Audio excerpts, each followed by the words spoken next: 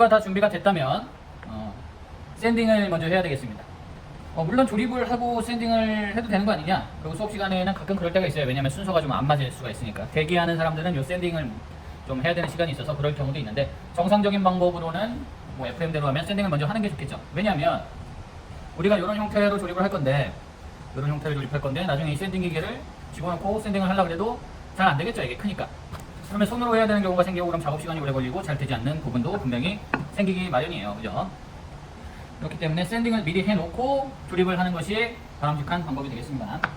그리고 샌딩을 할 때 주의해야 될 점은 뭐냐면, 우리가 지금 이렇게 조립이 되잖아요. 그러면 요 조립되는 요 명언은 하시면 안 돼요.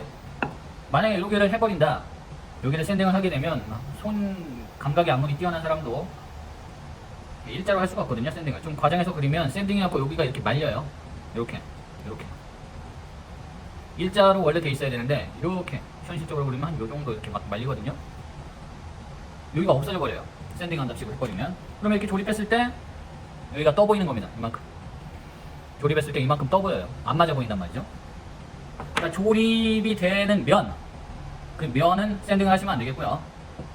물론 뭐 요렇게 조립을 할 거기 때문에 여기는 어떡하느냐. 여기는 보통 해도 되죠.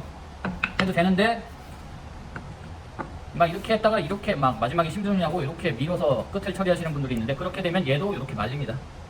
샌딩 기계로 갈려서 이렇게 말려요. 여기는 접합되는 면을 먼저 샌딩을 해놔도 되는데, 여기 막 누르는 힘 없이 이렇게 왔다 갔다 해주셔야 얘가 평평하게 샌딩이 되겠죠. 여기로는 데는 아예 안 하는 게 좋고요. 샌딩할 이유도 없죠. 어차피 접합돼서 붙어 있을 면에 샌딩을 해서 굳이 평평한 거를 굴곡지게 만드는 이유가 전혀 없다. 그래서 샌딩을 이렇게 해주시면 되고요. 그 다음에 샌딩 작업이 끝나면 517까지 한 다음에 조립을 하는 게 더 좋습니다. 사실. 근데 여러분들도 뭐 이렇게 생각할 수 있는데, 5일을 바르면 본드가 안 붙어요. 사실은 517이 된 부분에는 본드가 붙지 않습니다. 그러면 517을 왜 먼저 하느냐. 517을 할 때는 여기를 빼놓고 해야 되겠죠. 만약에 여기를 한다면 여기에다가 테이프를 먼저 붙여놓은 상태에서 마스킹 테이프를 먼저 붙이고 517을 해주면 좋겠죠. 그 다음에 조립을 하면 여기 부분이 접합이 될 거고, 아니 이렇게 어려울 거면 517을 왜 먼저 해요? 라고 생각하실 수도 있는데, 여러분들 작업하다 보면 본드 칠하고 접착을 시키다 보면 본드가 나와요. 흘러나오죠. 저쪽에 뭐 본드가 이렇게 흘러나옵니다. 물티슈로 물론 닦지만 잘 안 닦일 수도 있거든요. 못 보고 그냥 지나가는 경우도 있고. 그런 경우들을 대비하기 위해서 여기다가 517을 먼저 해주게 되면, 517에 아까 얘기했듯이 517 본드가 안 붙어요. 그래서 517한 상태에 517한 면에 본드가 흘러도 나중에 이렇게 쓱쓱 닦으면 다 닦입니다. 517이 안 된 상태에서 본드가 흘러서 굳으면 나중에 없애기가 쉽지 않죠. 못 없애거나.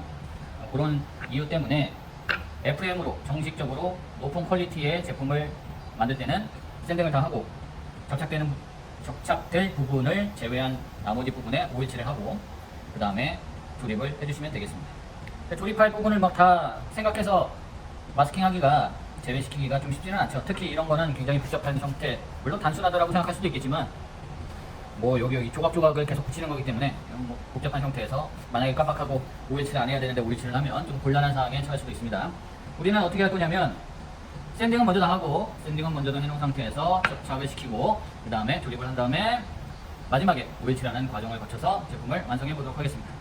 자, 그러면 지금부터 샌딩을 할 건데, 샌딩 기계 설명을 할 때 말씀드렸다시피 여기 찍찍이 형태로 되어 있고요. 그 다음에 여기 220이 지금 부착되어 있습니다.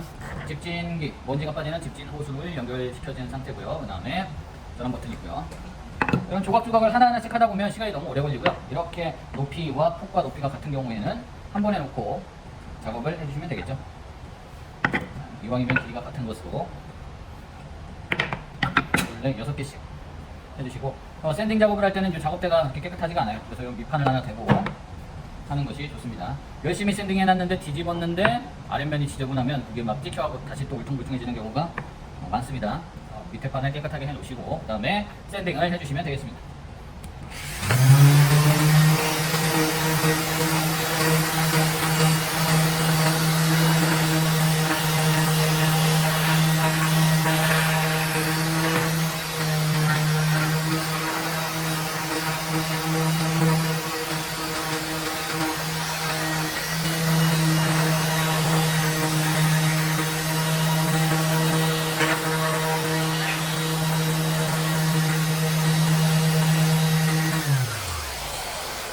방금 보셨다시피 너무 과하지 않은 힘으로 살짝만 눌러주면 되겠어요. 그리고 너무 세게 누르면 끝에 가서 아까처럼 말린다고 말씀을 드렸죠.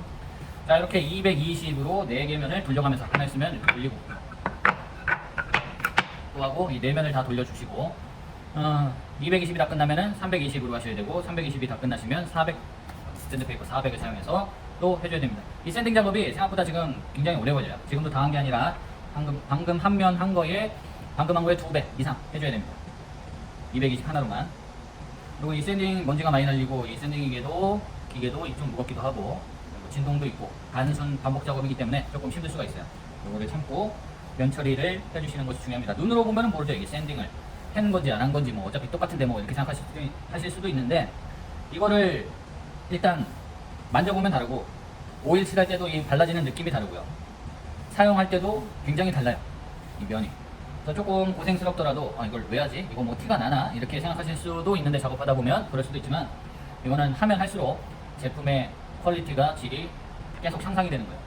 그래서 이 샌딩 작업을 성실하게 해야 좋은 제품을 완성시킬 수가 있습니다. 그리고 샌딩 작업을 저는 계속 하도록 하겠습니다. 샌딩 후에 작업으로 다시 만나도록 하겠습니다. 자, 안녕하십니까. 그 샌딩 작업을 320까지만 완료가 된 상태고요. 이거 샌딩을 400까지 해야 되는데 320까지만 하는데도 2시간, 3시간 좀 안 되게 걸린 것 같아요. 예, 샌딩이 어렵습니다. 400까지 했으면 3시간 반, 4시간 이렇게 될 수도 있죠. 그래서 조립하고 400으로 마무리 샌딩을 하도록 할게요. 일단 320까지 샌딩이 되어 있는 상태. 만져만 봐도 굉장히 지금도 되게 부드러워 보이지만 400까지 가야 됩니다. 자, 그리고 지금 조립을 하려고 하는데 처음에는 도미노로 하려고 했어요. 이런 데다 구멍을 뚫어서. 근데 이게 너무 좀 불편할 것 같다라는 생각이 들더라고요. 그래서 그냥 호프만 MU2 기계, 이거 여러분들 설명을 드렸었던 기계인데요. 요 칩 박는 거 있죠? 요거 박는 걸로 MU2 기계로 하도록 하겠습니다. 이것이 빠르고 간편할 것 같다라는 생각이 듭니다. 그리고 이게 이런 거를 도미노로 하게 되면 사실 여기 이렇게 지탱하는 것도 힘들고 요런 거는 괜찮은데 이런 상태에서 흔들거릴 수가 있죠. 왜냐하면 지지되는 게 얇으니까. 물론 이런 거를 어쩔 수 없이 해야 되는 상황에서는 이렇게 옆에 좀 받쳐놓고 가운데 있는 나무 토막을 뚫을 때는 양옆에 받쳐놓고 하면 안전성이 좀 확보가 되겠죠. 그렇지만 도미노보다는 MU2가 좀 편할 것 같다는 생각이 들어서 MU2로 작업을 하도록 하겠습니다. 자, 이게 조립이 조금 복잡한 형태의 그런 제품이 되겠고요. 알다시피 조각조각을 다 붙이는 게 얼마나 이게 굉장히 힘든 작업입니까? 그죠? 딱 봐도 여러분들이 생각해도 통으로 탁탁 붙이는 게 편하지 이렇게 하나하나씩 붙이려면 힘들 것 같다라는 생각이 드시죠? 자, 이 작업 순서를 어떻게 할 거냐면 이 작업할 때도 순서를 좀 잘 생각하셔야 돼요. 사실. 어떻게 해야 좀 편하게 할 수 있을까? 선생님은 이렇게 한번 해볼까 합니다. 요 뒤에 판 있죠? 뒤에 사다리 모양으로 요 판, 등받이 판 370짜리 하나에 가로로 4개 들어가게끔 세팅을 해서 사다리 모양을 먼저 만들고 그 다음에 이 아랫부분을 또 따로 만들어서 조립하는 형태로 가보도록 하겠습니다. 자, 그러면 우리가 조금 생각을 해야 될 게 조립을 하려고 딱 생각을 했을 때 봐야 될 게 방향이에요. 이게 우리가 나무를 잘랐지만 이게 균일하지가 않거든요. 물론 나무 문양, 나무 무늬가 이쁜 쪽을 잘 보이게 하는 것도 있겠지만 우리는 지금 약간 자동대 패널이 약간 조금 거칠어졌는지 비가 많이 오고 그래서 좀 더해졌는지 이렇게 상처난 부분들이 있어요. 여기 보이실란가? 이렇게 이게 깊은 상처는 아닌데 날이 돌면서 이렇게 조금씩 찍히는 이런 형태가 발생이 되고요. 이걸 막 샌딩으로 없애려고 막 하다 보면 이게 치수가 아예 변하기 때문에 이런 경우에는 좀 샌딩을 깊이 해서 없애지는 못하고 이 상태에서 해야 되는데, 그러면 최대한 보이는 부분이 깨끗한 면, 잘 안 보이는 부분이 지저분한 면, 지저분하다라는 표현은 좀 그렇고 약간 좀 덜 이쁜 면으로 가게끔 생각을 하고 해야 된다는 거죠. 그러면 이 도면에서 제일 잘 보이는 부분이 뭐냐? 물론 여기 방석 들어가고 여기 등받이 들어갑니다. 근데 제일 약간 좀 덜 이쁜 면이 들어가야 될 부분은 여기죠. 여기 한쪽 면은 방석, 한쪽 면은 바닥이니까 여기 있는 자재들은 거의 보이지 않습니다. 그죠? 거의 보이지 않고 이 등받이는 물론 여기 등쿠션이 가리긴 하지만 요 뒤에서 봤을 때 보여지는 그런 면들, 그 다음에 여기 위에 면들, 여기 옆에, 그러니까 눈에 제일 잘 보이는 면들은 여기 옆에, 뒤에, 또 여기 옆에 이 부분이 되겠죠. 요 밑에는 가장 안 보이고요. 그런 깨끗한 것들을 먼저 선별을 한 다음에 이 재료 사이즈가 다 똑같잖아요. 다 50, 50, 50, 50, 50, 50이에요. 여기도 50, 50, 50, 50. 다 50이기 때문에 이 재료들 중에서 깨끗한 것들을 골라서 이 뒤에 잘 보이는 부분으로 하셔야 되겠고, 그 와중에도 4개의 면이 있기 때문에 깨끗한 면과 덜 이쁜 면이 있기 때문에 이거는 좀 잘 안 보이는 안쪽 면으로 갔으면 좋겠다 라고 하는 거는 이렇게 표시를 해줘서 이 면이 잘 안 보이는 면으로 갈 수 있게끔 해주시면 되겠습니다. 물론 뭐 사면이 다 깨끗하게 해서 하는 게 제일 좋지만, 항상 뭐 이 면 중에서도 좀 덜 이쁜 면은 항상 있기 마련이거든요. 나무 모양이라든가 아니면 좀 이 커팅하다가 탄 부분이라든가 아니면 뭐 옹이가 있다든가 뭐 무늬가 좀 덜 이쁘다든가 뭐 여러 가지 그런 것들이 있습니다. 여러 가지 상황들이 있으니까 항상 할 때는 뭐 좀 이 방향도 신경을 써서 해주시면 되겠네요.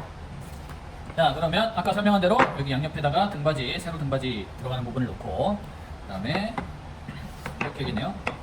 이렇게 하나, 이렇게, 요거는 위에네요. 위에. 요거 위에다가 이렇게 덮어주는 거, 긴 거. 보고 대략적으로 하나, 둘, 셋. 하나, 둘, 세 개가 들어가고 맨 위에 긴 걸로 덮어주고, 이렇게 해서 이런 모양으로 만들어 보도록 하겠습니다. 자, 그러면 중요한 게 뭐냐면 요 아래는 딱 맞추는 거고요. 맨 아래는 그냥 딱 맞추는 거고, 요 위에도 그냥 위에다가 얹혀 놓는 거기 때문에 치수에 대해서 크게 생각할 게 없고, 중요한 건 뭐냐면, 자, 일단 요 등받이 2개인데 얘도 뭐 이렇게 조금 위로 올라가거나 아래로 올라가도 크게 상관은 없어요. 그죠? 보기 좋게 하려면 여기에 뭐 중간에 위치하는 게 좋겠죠. 그죠? 중간에 위치하거나 뭐 요 위에 위치해도 다른 느낌이고 요 아래 위치해도 또 다른 느낌이거든요. 물론 등받이가 들어가기 때문에 뭐 크게 의미 없다라고 생각할 수도 있겠지만, 디자인할 때 여기 위에 놨을 때, 요 아래 놨을 때 이건 다 느낌이 다 다릅니다. 그래서 한번 대보고 하는데 이건 중간으로 놓도록 하고요. 그 다음에 얘죠. 얘 중요한 거는 얘는 요 팔걸이 요 높이랑 일치해야 되겠죠. 얘가 조금 올라오거나 아래로 내려가거나 하면 이 전체적으로 안 맞아 보여요. 이게 이뻐 보이지가 않아요. 아니, 완성도가 떨어진다 라고 생각되는 게 이런 거거든요. 살짝 안 맞고만 맞아야 되는 부분에서 어긋나고 삐뚤어지고 이런 것들을 생각해야 되기 때문에, 사실 여기의 높이를 잘 설정해서 잡아줘야만 깔끔한 제품이 탄생을 할 수가 있겠습니다. 자, 그럼 요 높이는 뭐냐면 요거 하나, 그 다음에 요 위에다 올리는 걸로 바뀐다고 했었죠. 자, 요 위에다가 8cm짜리 요만한 거를 올린 그 높이와 똑같이, 팔걸이가 어쨌든 이렇게 되지 않습니까? 팔걸이가 이렇게 되는 상황이니까 얘 높이와 등받이에 올라가는 갈비살의 높이가 같아야 하기 때문에 요걸로 기준을 잡으시고 이렇게 갖다 대놓고 체크를 한 다음에 거기에다가 맞춰서 작업을 해주시면 되겠습니다. 자, 그러면 작업 순서를 다시 한번 정리하면, 등받이 부분을 먼저 만들고, 그 다음에 요 아랫 부분을 만들고 그 다음에 이 등받이 부분과 아랫 부분을 연결시켜서 마무리를 지어야 하는데, 이 등받이를 만들 때 주의할 점은 요 높이를 정확하게 맞춰줘야 된다. 그 다음에 여기에서는 크게, 물론 다 맞아야 되겠지만 이렇게 여기에서는 요 간격이 맞아야 되겠죠. 등 간격으로, 같은 간격으로 배치를 해줘야 됩니다. 물론 반석 때문에 안 보이지만 그래도 등 간격으로 맞춰줘야 제품의 완성도를 높일 수가 있겠죠. 이거를 계산해야 되는데 뭐 여기서 계산기로 계산한다기보다도 스케치효과 갖고 치수 똑똑 찍어보면 다 나오거든요. 물론 계산을 하셔도 되고, 딱딱 찍어서 중심점에 해당하는 치수를 정해서 그걸로 맞춰 놓고 구멍을 뚫어주시면 되겠습니다. 이렇게 조립 과정을 진행하도록 하겠습니다. M2로 이동해서, 호프만 M2 기계로 이동해서 작업을 이어가도록 하겠습니다.